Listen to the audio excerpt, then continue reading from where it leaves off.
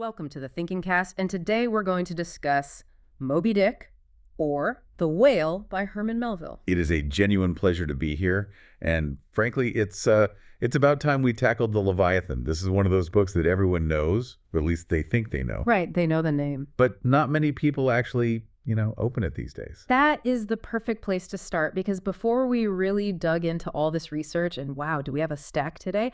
I had this very specific image in my head. You know the one? Oh, I do. Peg leg, white whale. Angry man, lots of boredom. It's the pop culture caricature that we all have. Right, the Simpsons version of Moby Dick. Yeah. Or the version you get from a high school summary. A crazy captain chases a big fish. End of story. Exactly. But when you start looking at the letters Melville himself wrote and the whole history surrounding the book, that image isn't just a simplification. It's almost like a deception. Melville himself didn't describe this as a great adventure novel. He used a much, much stranger phrase. He called it a wicked book. That letter to Nathaniel Hawthorne is, it's one of the most famous documents in all of American literary history. He writes it right after finishing the manuscript. Right. And he says, I have written a wicked book and feel spotless as the lamb. Let's just pause on that for a second, because it's such a bizarre contradiction. Wicked usually implies guilt or sin or something dirty. But then he says he feels spotless. It sounds like a confession and an absolution all at the same time. What was he even getting at there? I think he felt spotless because he had finally purged something from his system. He had taken all the darkness, all the doubt, all the rage against the universe that was bottling up inside of him. He just put it all on the page? He put it on the page. He didn't hold back. So the wickedness wasn't that he did something wrong in a moral sense. It was that he told the truth about the world as he saw it. And what was that truth? That the world was violent and indifferent and possibly godless. And in 1851 America, that was a truly wicked thing to say out loud. And that truth-telling came at a massive, massive cost. We often talk about the great American novel as if it's this title that comes with a ticker tape parade.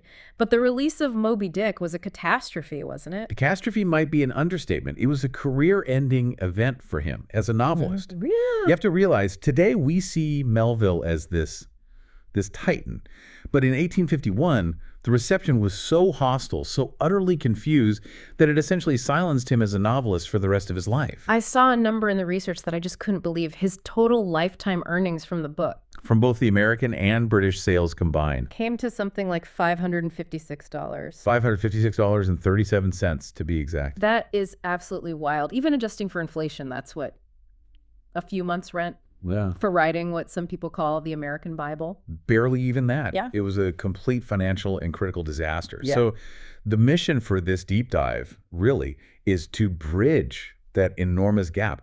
We need to figure out how a book that was dismissed as the ravings of a madman in 1851 was somehow resurrected 70 years later as a prophecy. Yeah, because when we look at the sources, the critical essays from the 1920s, the analysis by C.L.R. James in the 50s, the lectures by Toni Morrison, it becomes so clear that this isn't just a sea story. Not at all. It's a story about factories and about race and about dictators and the terrifying nature of existence itself. We're tacked into a whaling ship. So to understand the crash, we have to understand the height he fell from.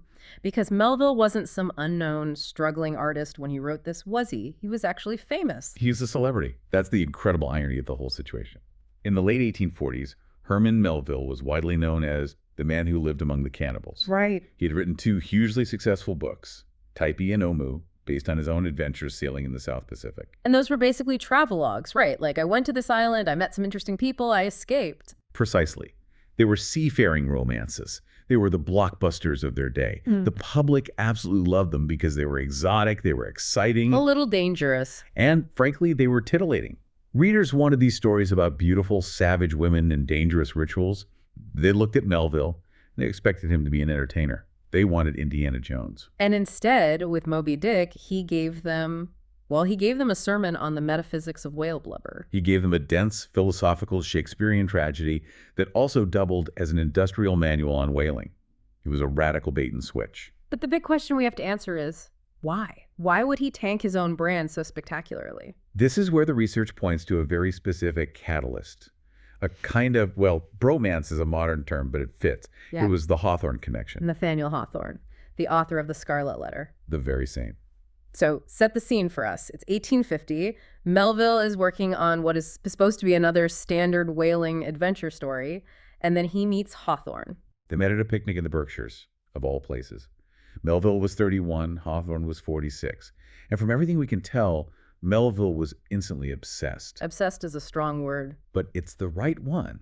He described Hawthorne as a divine magnet.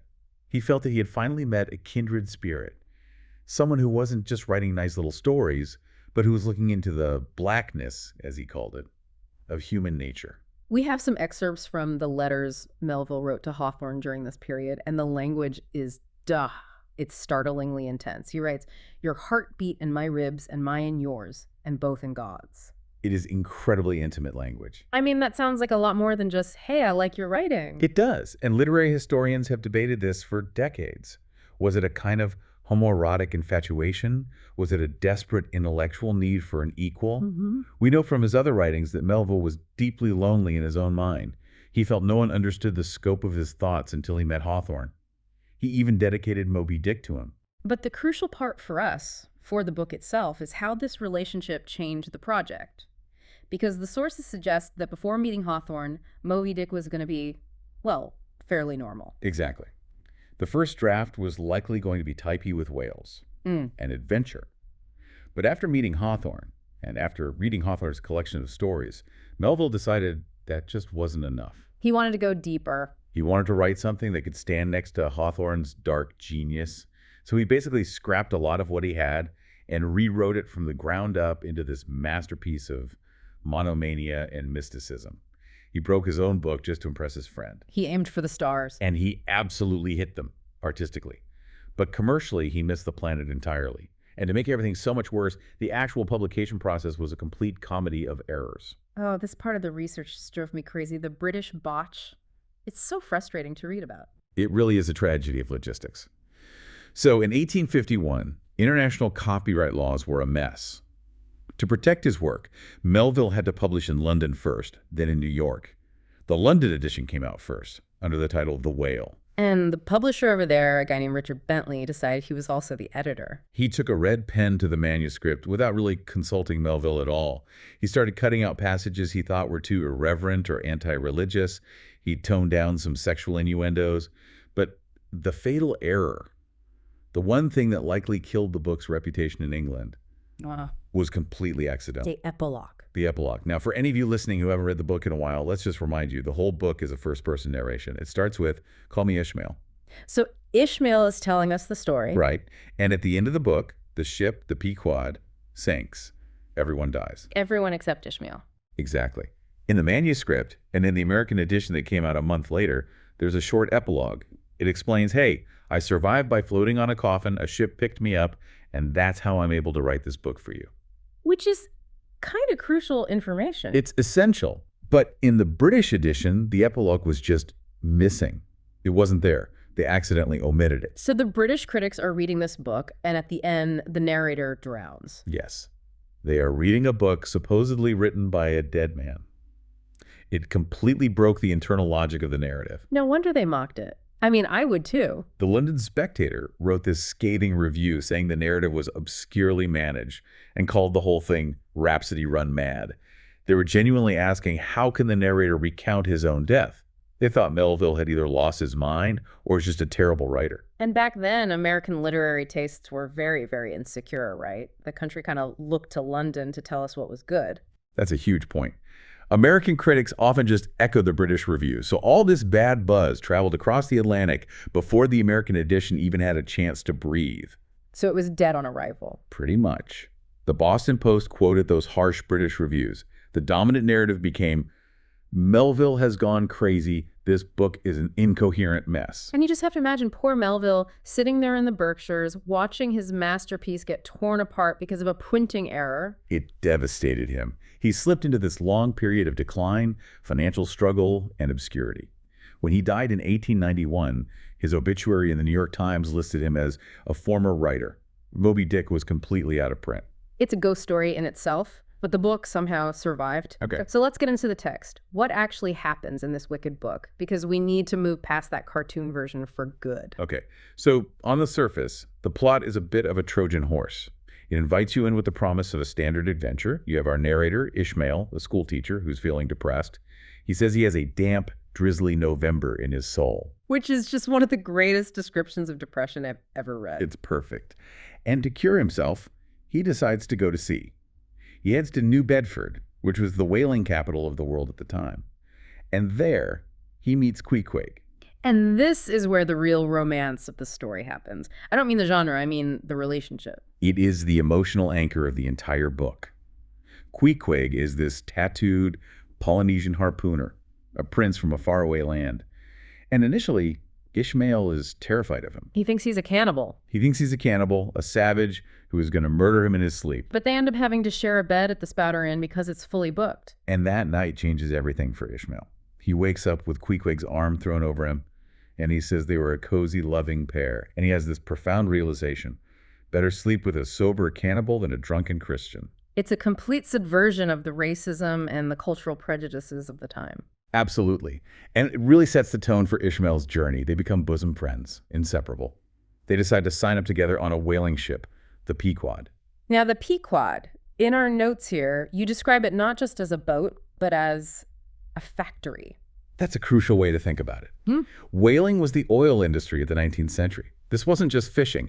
This was industrial extraction. For oil to light the lamps of the world. Exactly.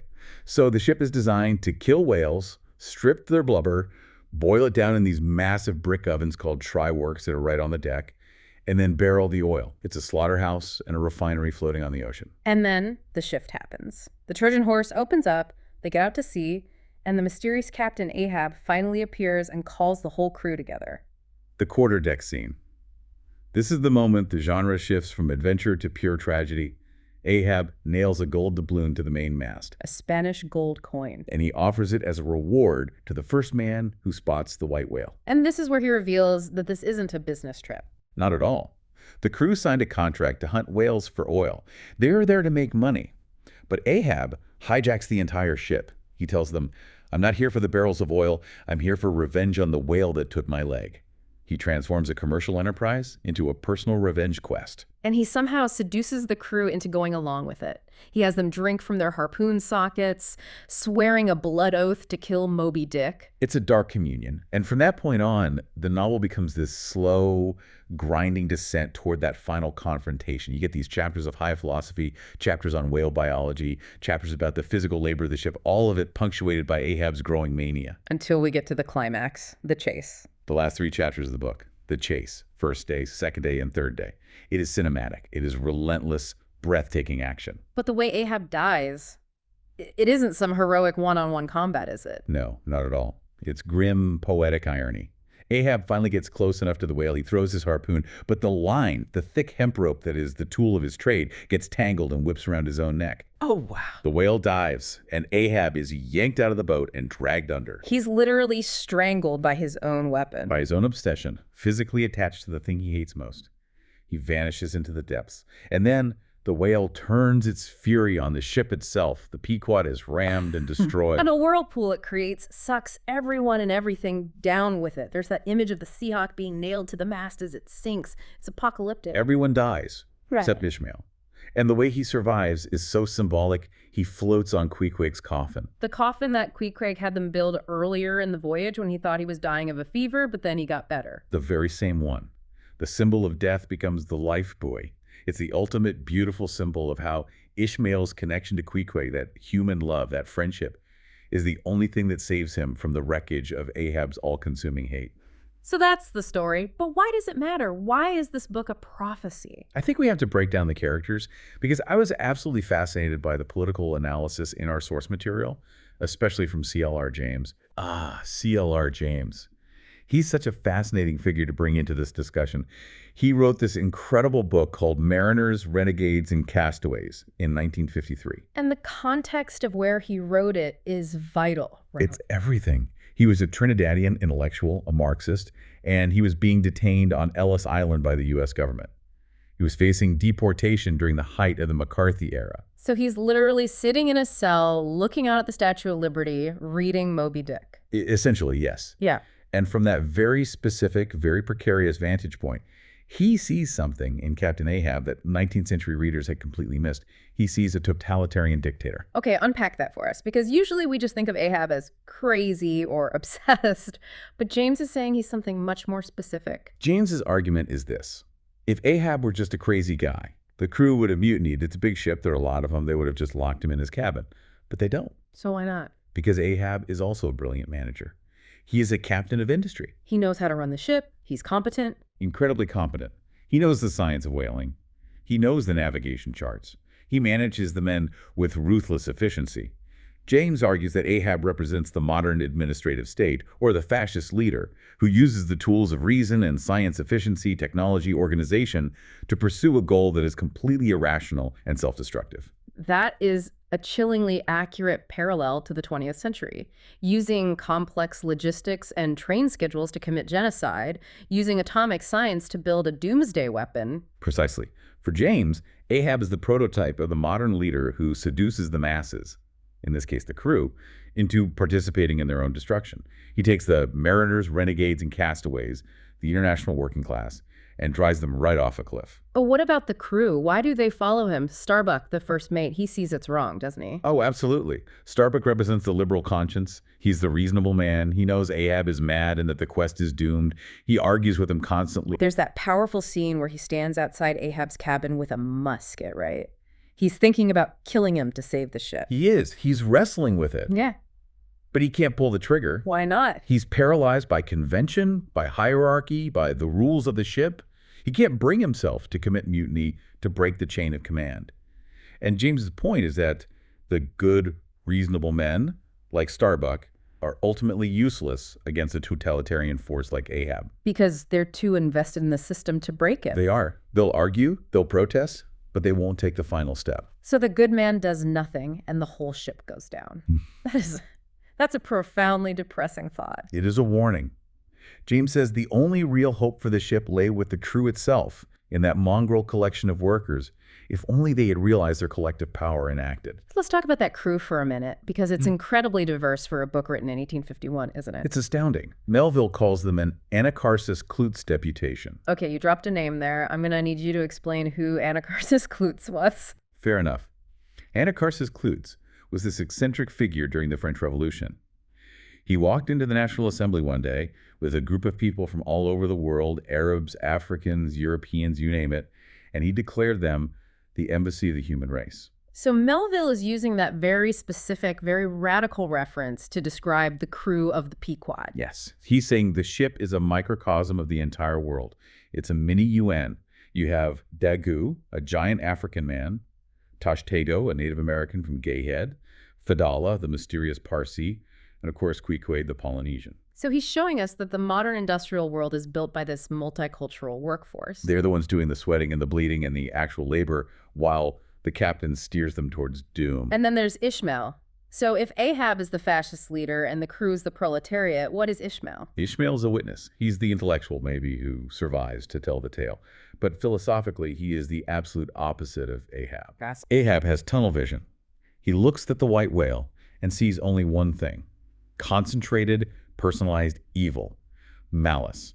It's a wall that was built to spite him, and he has to break through it. Or is Ishmael? Ishmael sees the whale as everything. Right. He writes entire chapters about the whale's skeleton, the whale's food, the whale's history, representations of whales in art. He tries to understand the whale from every possible angle. He is pluralistic. He accepts that the truth is messy and big and maybe even contradictory. Ahab cannot accept contradiction. He needs the world to be simple so that he has something to hate.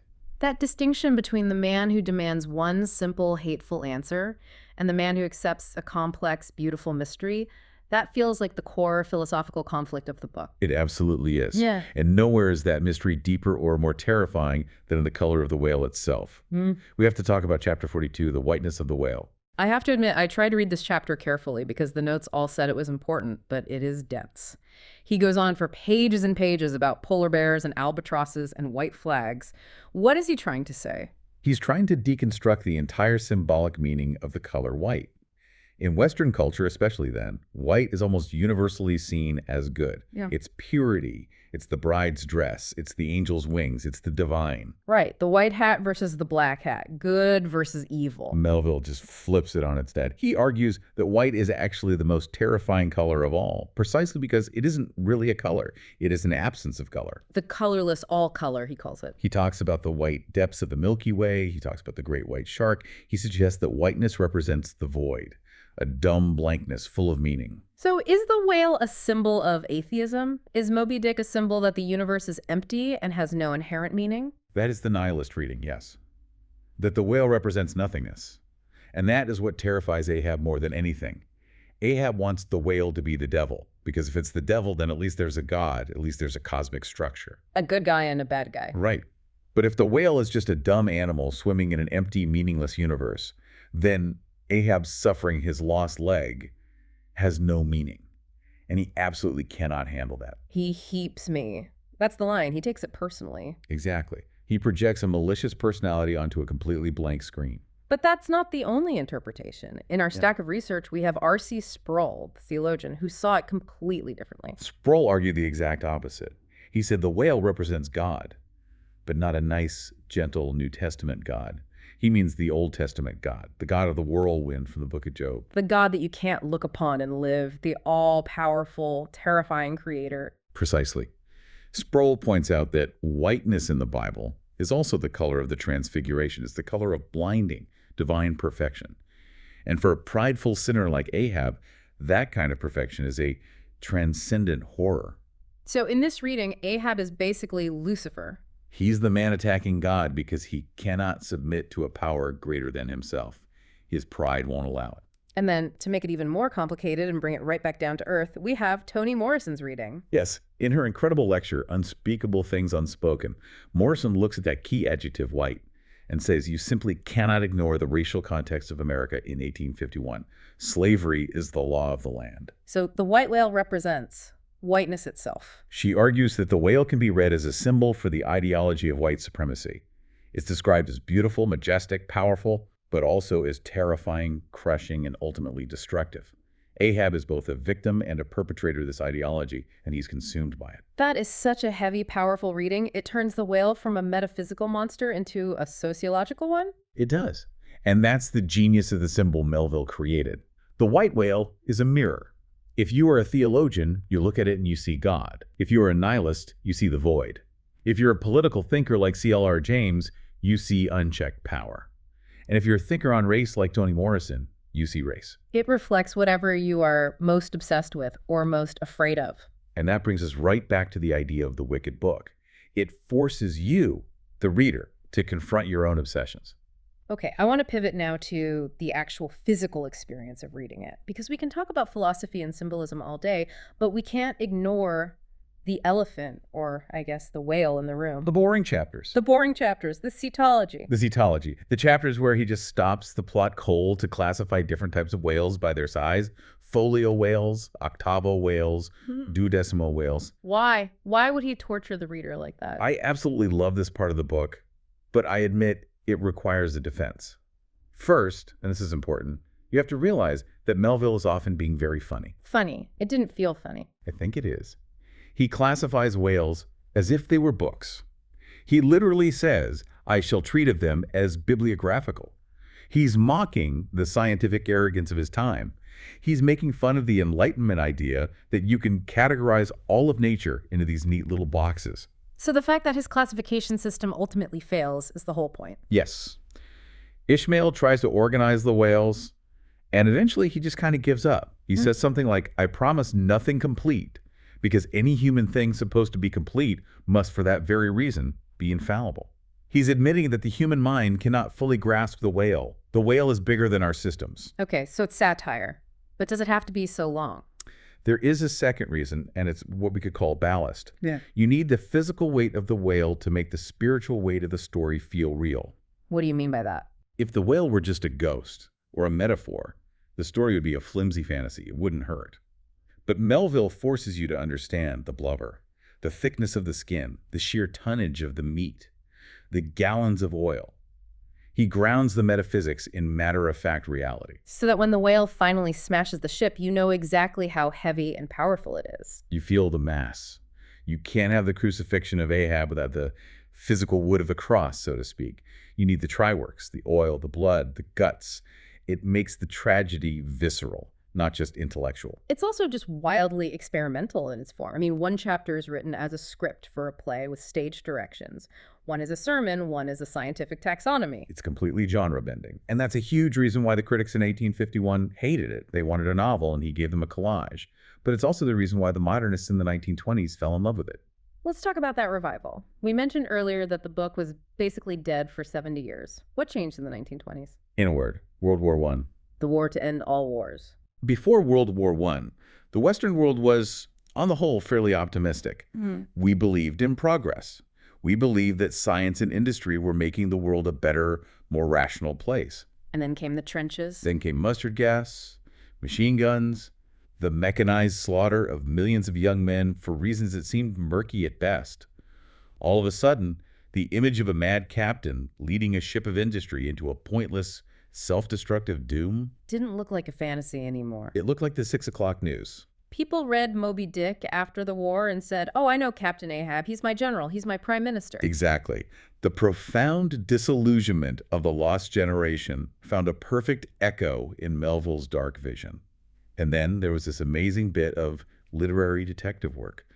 A scholar named Raymond Weaver was working on the first biography of Melville, and he went to visit Melville's granddaughter. And he found something. He found a manuscript in a tin bread box, or a cookie tin, accounts vary.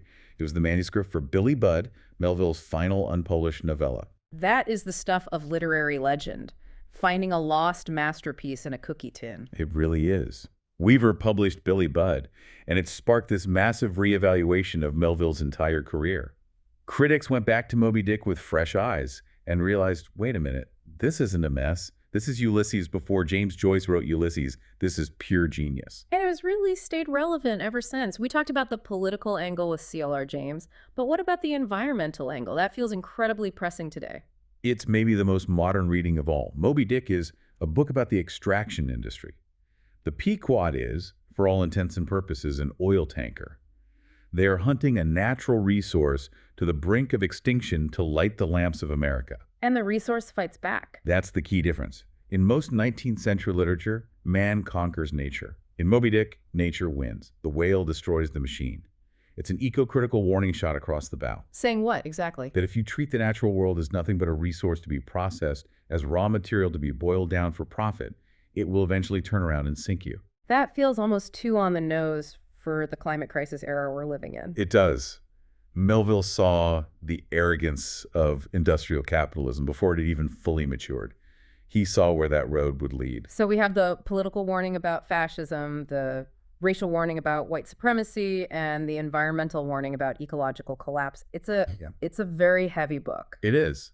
But it's also a deeply beautiful one. And I don't want listeners to be scared off by all the heaviness, because Ishmael is a funny guy. He really is. I was surprised, going back to it, by how much humor there is, especially in those early chapters. He's witty, he's self-deprecating, and his friendship with Queequeg is genuinely heartwarming. It's the light in the story that makes all the darkness bearable. So as we start to wrap this up, for the listener who has been with us for this deep dive and is thinking, okay, maybe I should finally try it, but is still intimidated by the length and the reputation, what's your advice? How should they approach reading it? I would say this. Don't read it for the plot. The plot is incredibly simple. A guy hunts a whale and fails. Read it for the voice. Let Ishmael talk to you. Treat it like a podcast, actually. That's a really good analogy. Ishmael is the host of his own strange show. He is. He's rambling. He's going on wild tangents. He's telling you about chowder and ropes and history and philosophy. Just go along for the ride. Don't worry if you don't understand every single reference to a 19th century philosopher. Yeah. Just soak in the language. Maybe it's okay to skip the cetology chapters the first time through if you really get stuck. Is that heresy? I would never officially recommend skimming Melville, but look, if you have to choose between quitting the book entirely or skipping the chapter on the tail, for God's sake, skip the chapter on the tail. But promise yourself you'll come back to it later. Fair enough. You know, we started this whole discussion by saying this was a wicked book, but after talking it through, I feel like it's actually a profoundly moral book. It's a book that demands that we pay attention to the world. It is moral in the deepest possible sense. It demands that we look at the truth, no matter how bright or how terrible that truth is. It demands that we question our leaders. It demands that we respect the other, whether that other is Queequeg or the whale itself. And it leaves us with that survivor, with Ishmael. And I only am escaped alone to tell thee. That line is a direct quote from the book of Job, originally, and it places the burden squarely on us, the readers. Ishmael survives to tell the story. Now we've heard the story. And the question is, what are we going to do with it? What are we going to do with it? Are we going to stay on the Pequod, blindly following our own obsessions to the bottom of the sea? Or are we going to grab that coffin lifebuoy, that hope offered by human connection, and try to survive? That is the question. The book is a mirror. What you see in the white whale is what you have inside yourself. Exactly. God, devil, oil, or just nothingness. Well, this has been quite a journey. I feel like we've only just scratched the surface, even after all this time, but I suppose that's the nature of the beast. Or the mammal. The fish, as Melville mischievously insisted on calling it. Right, the fish. Thank you so much for guiding us through the depths today. It was a true privilege. Thanks for watching. If you enjoyed this discussion, consider liking the video and subscribing for more deep dives into the classics. Until next time.